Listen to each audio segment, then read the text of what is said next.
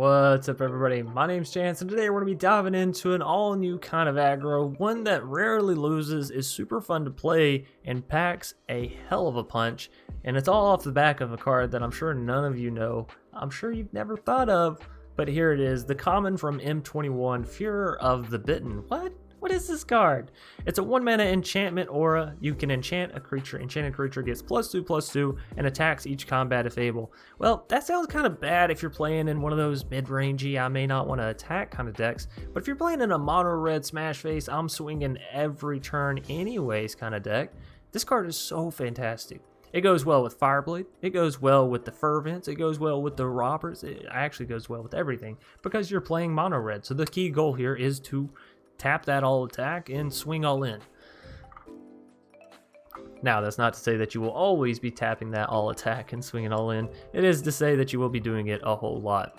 Anyways, as far as tiers go, I'm going to say that mono red, at least this version, is definitely a tier 0 for the main fact that it's easy to play and that it can climb you very quickly. Because it's so easy to know when you're winning and, well, when you're not, right?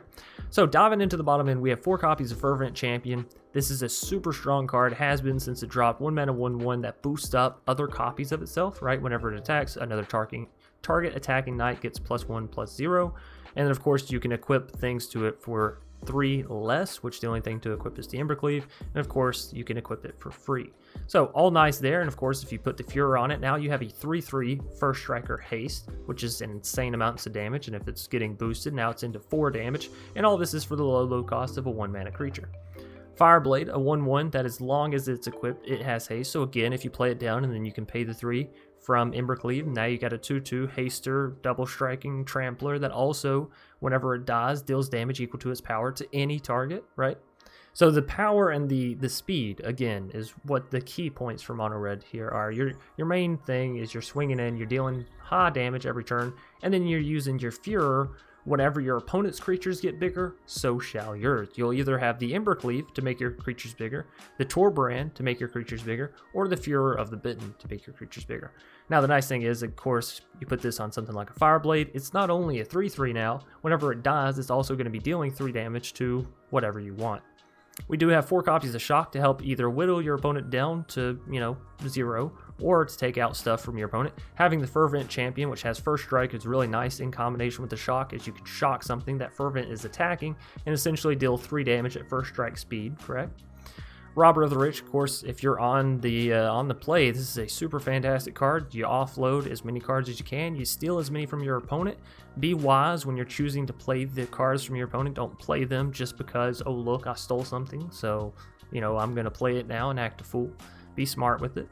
Bonecrusher, excellent removal. Works the same with Shock with the Fervents, right? Really good at that first strike, instant speed sort of stuff.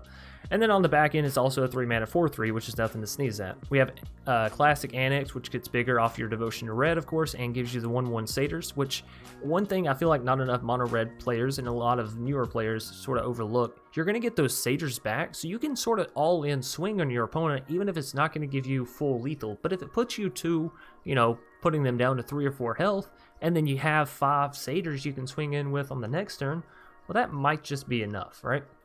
Moving us down, we have 4 copies of Phoenix Vash, really good against the rogue players, really good in general against most decks, as most decks don't have things to combat flyers, and if they do, they're sort of few and far between, right? Especially in best of 1 where you really don't have a chance to sort of sideboard in the answer to flyers, so. Torbran going to boost up all of your other damage, since all of your other damage are red permanents, by an additional 2 points, so makes your Shock deal 4 damage, which is insane. You rattle off 4 shocks with the Torbran down into your opponent's face, and that's just going to hurt their feelings and their health. Lastly, we have 2 copies of Embercleave to slap down on whichever creatures you can. Now that you have Furor in the deck, though, it's not as necessary to get Embercleave down, right? You boost up whichever creature you feel is going to get through, whether it be the Phoenix or the Fervent or whatever. And then, of course, you have the Torbran to also back it up. It's usually going to equate to enough lethal damage by turn 4 or 5, generally, right? And of course, since we're playing best of 1, you don't want to run too many lands, so we only have 22 in the deck, and that's 4 Castle Embereths and 18 Mountains. And that's going to do it. So Mono Red is certainly not dead, and it is certainly super fun to play. If you enjoy the smash faces, if you enjoy the aggro, I won't say don't play Mono Red. You know, Rogues is a thing now. Yori and Bounce, Doom Foretold, all these big terrorizing decks, they exist. So don't feel bad if you want to play Mono Red simply because people have been shaming it for years now. Because guess what? They're the ones playing Rogues, and they're like, ooh, you Mono Red players, shame, shame, tis, tis. Play what you want to play, enjoy the game for what it is, and don't be shamed out of enjoying a good deck. And Mono Red is certainly a good, fun deck to play, especially if you're new in Magic. So, ratings on the deck, it is a super fun, super good tier 0 deck that can climb you to Mythic. It can climb you to realistically wherever you want to be in ranked, because a lot of times ranked is just pushing as hard as you want to push and playing for as much time as you want to play, right? Anyways, hope you've enjoyed the voice cracks. Hope you've enjoyed the video. If so, please be sure to leave a like down below, comment in the comment section, and subscribe if you're new here and you want to see more awesome content from yours truly. We do have original decks that come out nightly, and we sort of swap those up with our daily decks as the season goes on and as I climb higher and higher. Obviously, as I'm trying to get into Mythic, it's going to be more so these kind of decks that I know for sure are top tier bangers. And then once we're into Mythic, we get to relax a little bit, play a little bit more customized, still fun, but not so focused on just rip your face off, climb into the top sort of style, right? Anyways, thanks everybody for watching, and without further ado, let's dive into some Mono Red. Crooked Spaniard. Crooked Spaniard? I don't think it's crooked, is it? It's crooked? Either which way, we'll keep this. We get to go first, and that's what every Mono Red player loves to see, actually. Going first, you can't get enough of it. Getting a little bit of lag out here in the first game. Maybe it'll resolve itself. Alright, well that's fine, because we actually have two Fervent Champions here, and we're going to be able to play the Furor down on one of them.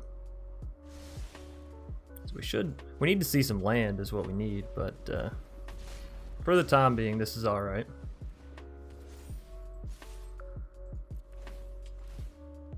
Now they can both punch through for decent damage, I'd say. Oh, they're gonna block. Alright. Not gonna lie, I wasn't expecting them to block. The nice thing about Furor is it also adds to the Anax. Oh, they just milled us a land, those bastards. Alright, well, finding some removal for the Apprentice would be nice. Nope. More stuff we can't play. It's alright, we don't have 8 cards yet, so they can't sacrifice the Wind Robber for stuff. So right now we're just kind of taking their stuff out. Oh, they're actually going to take out one of our champions here. That's unfortunate. I guess we didn't have to attack with that one, right? Could have just attacked with this one. Oh well. Ooh, so many lands. 1, 2, 3, 4, 5 lands milled. So that's 7 that we would have seen in the top. It's not 11, it's 21. Still not a land, but a robber is good. Gives us another body on the board. Can't proc it, of course, but you know, they'll probably block and sack here. Yeah. They're down to 11. If we can ever find a third land, boy howdy. Ruin Crab means that Robber's probably going to be blocked out pretty permanently here. Another land milled is another land we won't see. That's probably the biggest annoyance with these mill decks, is you never know if they're gonna 2 more lands milled. That's good. Alright, no lands, please, no lands here. We need to see the lands in our hand to play them. Oh baby, finally Anax comes down, which means if we can resolve this come next turn, we'll be able to use Embercleave, which is nice. They're gonna let the damage ride. I mean, that kind of makes sense, because their best plan now probably is to mill me, but they're down to 6 life. We'll see. Into the story, draw 4 cards, mill me 8 cards. It's not going to be enough, though, is it? Play another land, mill me another 3. That's 11 cards total. Oh, look at all these Phoenix over here. I don't even know how many lands they've milled now, but we hit 3, so I don't mind too much, to be honest. Alright, so we're down to 16. We draw 1. We're at 15. They just played the Seeker Keeper. Interesting. We don't see another land, but Anax does live, which means we can Embercleave, and I think we should. I think we shall. See how these blockers play out, obviously, but I'm pretty sure we're going Embercleave on Anax, because that boosted up to 7 damage. So, opponent can't really respond to it either, so. 8 damage, I'm sorry, I don't know how to count. Off by 1, but it's okay. Still lethal. Alrighty, next opponent's going to be Law. And again, you know, we're in gold right now, so I don't feel so bad for playing these, like, cheese strats, so to speak. These super good busto decks. Don't worry, when we get into Mythic, as I've been telling people on the Discord and trying to tell people on YouTube, obviously it's hard for me to cover all my bases. I'm a very forgetful person, so that doesn't help either. So opponent's playing some kind of adventure deck here, probably Gruul Adventures from the look of the Embereth Shield Breaker there. Yep, got some landfall. Makes sense, makes sense. Now we can go ahead and shock that out and get down to Fireblade. We could also use Bonecrusher, take out Brushfire. I like the idea. Sorry, voice crack. I like the idea of getting down more units, so we're just going to go for a Fireblade. We shock it on our turn because they can play a land and there is no like response to that, you know. You don't get to wait, hold up. The land just comes down. So get rid of their creatures, fill our board up a little bit. Again, we're looking for more land, but if not, we still have other plays. We still have the Bonecrusher, which from what I hear goes very well against the news. Oh, and a tapped land. You're gonna be sorry about that one, Sonny. Keep their creature count low. It's Gruul. You know they love their creatures. We're milling more creatures off the top. We've hit 3 creatures of theirs. We need more land, honestly. We are in best of 1, so our land draws are generally pretty high. We've been seeing an abnormally low land count, but we've been making it work, and that's all that really matters. Edgewall and a Brushfire. Probably keep them both on the defensive here. Indeed they do. We finally find that 3rd land, though, and hallelujah, right? Alright, so are we going for the Anax? We get a little payback back if we do. Go for Phoenix, gives us just extra raw damage. Go for a Robber and Fireblade. We could mill them more and get another 1/1 down.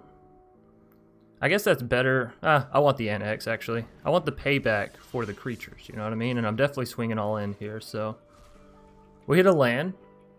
Nothing to sneeze at for sure. We've also hit a Kazandu, so that's technically 2 lands that we've hit from them. They're going to take the damage, go down to 10. That's a scary place to be when you're up against a mono red that has Anax down already, and you're just sort of praying they don't have Embercleave tucked away in their hand. It's a brave fellow. No, they're just going straight for the Love Struck. That's a good play for them. Solid defender. Draws them a card.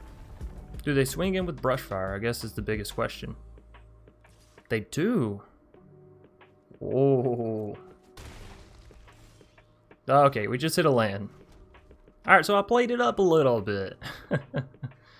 I want to swing it all in here, but I don't think I can. I think I can put down the Phoenix and swing it with Anax for sure. Maybe put down the Fireblade as well. It's 6, 2, 8 damage. We're not going to swing it with Fireblade, of course. What cards do we have over here? A Kazandu, Shieldbreaker, and an Ooze.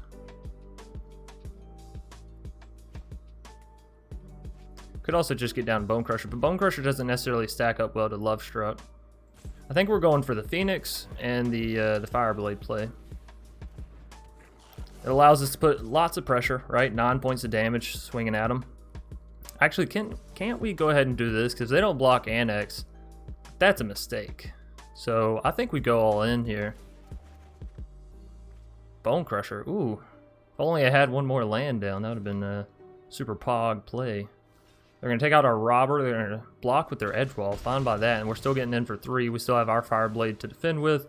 And we're going to get another 1/1 back off the Robber's death. So Fireblade, of course, can block the Love Struck. If they don't hit another land, it can take out the Brushfire as well, which is pretty good. course, they are in range of 4 mana Great Hinge, but if they do that, they only have 2 mana left over. They're going to go up to 9 health. 3 mana left over. Sorry, I forgot if they had another land. I'm pretty good at this guessing game. Alright, so 9 health.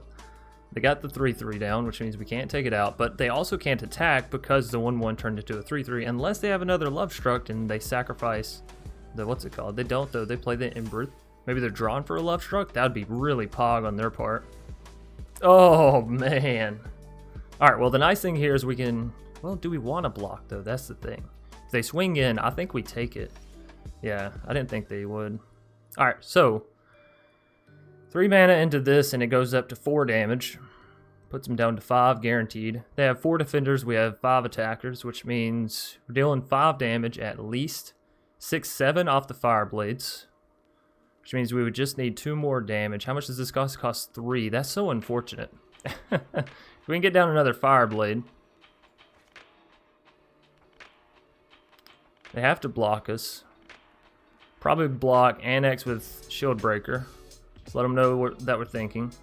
Love Struck, but we can take out those creatures. They do gain life, but then Phoenix could finish. Alright, I think we push. I think we push. I don't think Anax is going to get through either way. I think it's definitely going to get blocked by the Shield Breaker. And its power won't change. Does that make sense? Won't change the outcome of that. So they block Love Struck too, yep, and then Embereth, yep, there we go. And I think we do power up the Phoenix. No, because if I don't, then I can have a Bonecrusher come down. Alright, so we got 2 damage from here. We're going to have all these satyrs. These 2 go here. So we'll have all those attackers. Do I go Bonecrusher? Yeah, I think I go Bonecrusher Fireblade because Robber has haste, so it can always, like, if we hit a land, we can always play Robber. It comes down and buff Phoenix, right? So I think we're in a decent little position here. We've definitely made it difficult. They can gain 2 life, go back to 7, play Love Struck. They have 2 mana left over after that. Could be Bonecrusher, take out Phoenix. But I think we can escape the Phoenix, right? Yeah. We can escape the Phoenix, which comes back with how many +1s? With a +1/+1. Alright. Questing Beast. 3 defenders. 1, 2, 3, 4, 5, 6. So 2 get through. Puts them to 5. You get through with 4. Puts them to 1. Fireblade dies. No, they let Fireblade through. We need a land. Oh! That's GG. Easy peasy, lemon squeezy. We don't even have to think about it.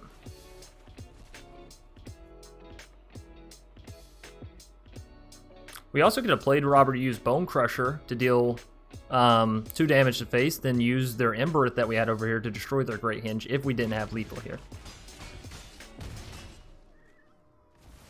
But we got it.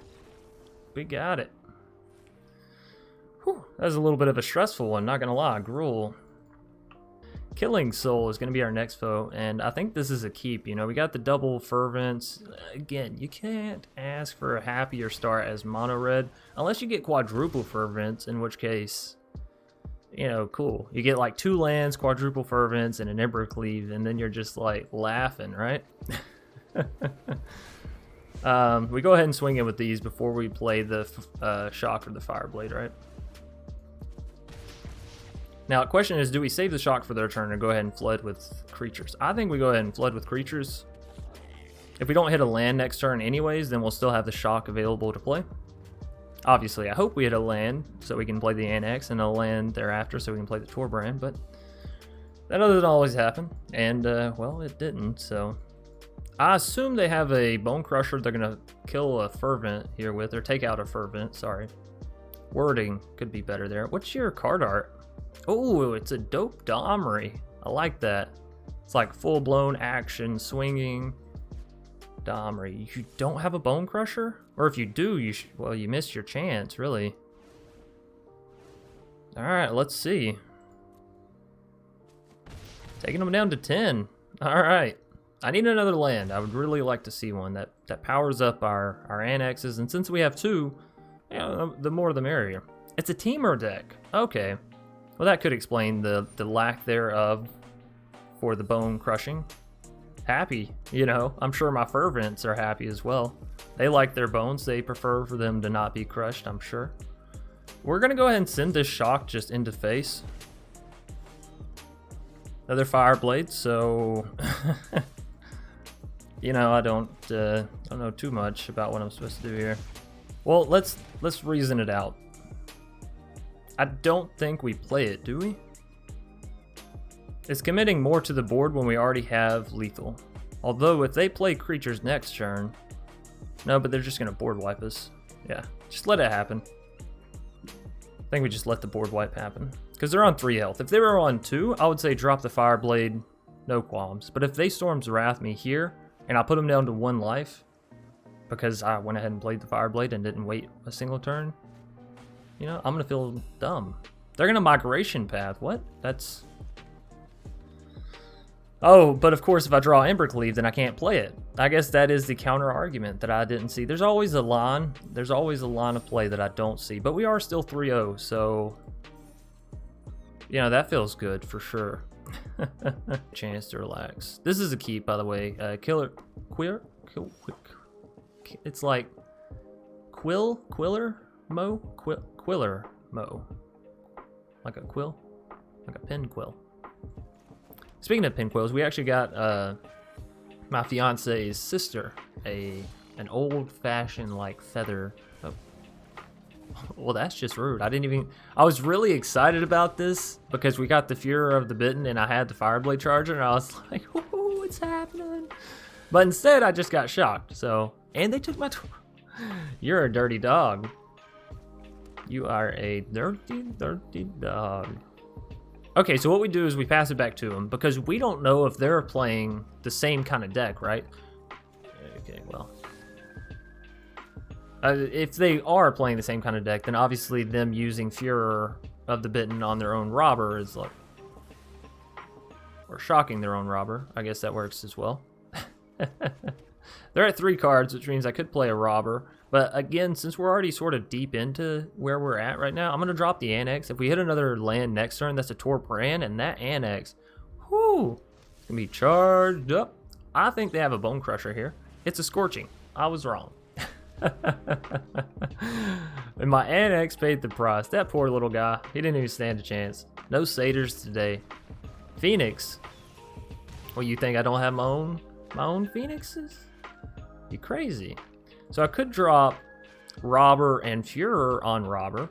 It's a lot of instant damage. I could just drop Phoenix, or I could drop Robber and Fervent. I think that's the most amount of damage I can do. Also offloads the most cards, which lines us up better for the Robber, I think? I don't know. Maybe there's logic in there, and I just... this is better... Okay. So they did have a Bonecrusher. I was gonna say this is better if we hit like an Embercleave or if our Torbran gets to come down, which Torbran, holy moly. Torbran gets to come down, but there's no creatures left for it to really matter. Alrighty. That's fun. I like fun magic. You like fun magic? So the question here is, of course, do we put the Furor of the Bitten on the Torbran? You know, because that's a lot of damage. That's 6 damage from the Torbran. Bonecrusher obviously can't block it, but the next turn they can just double block it with the Bonecrushers. So I think I just get down Fireblade and we put Furor of the Bitten on the Fireblade. Right? Let's not get too greedy and hasty. Like they're mono red, we're mono red. Our Phoenix punches for more. You know, who's sizing it up? Now, of course, they could have removal for a Torbran, which would be awful for us. They have a Spike Field. That's still not fantastic because it means their Bonecrusher can punch through. But we know... Oh, don't have the Embercleave. Please, buddy, don't have the Embercleave. Definitely swing with Bonecrusher. They didn't. You're a fool. You're a fool. You're an absolute fool. So do I put Furor on our Phoenix, or do I put it on the Torbran? If I put it on the Torbran, they're more likely to double block. I can't play our Torbran after that. I think I definitely swing in with everything here first, right?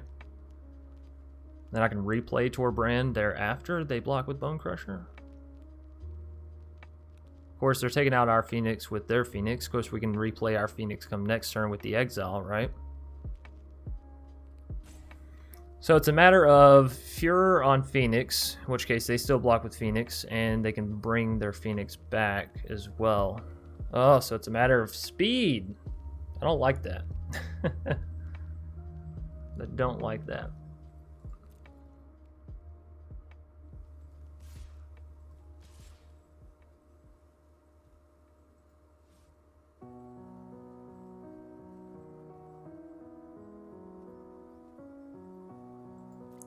Alright, we gotta swing with Torbran and then just replace him. We can't let their Bonecrusher stack, and, well, we gotta keep our Phoenix back.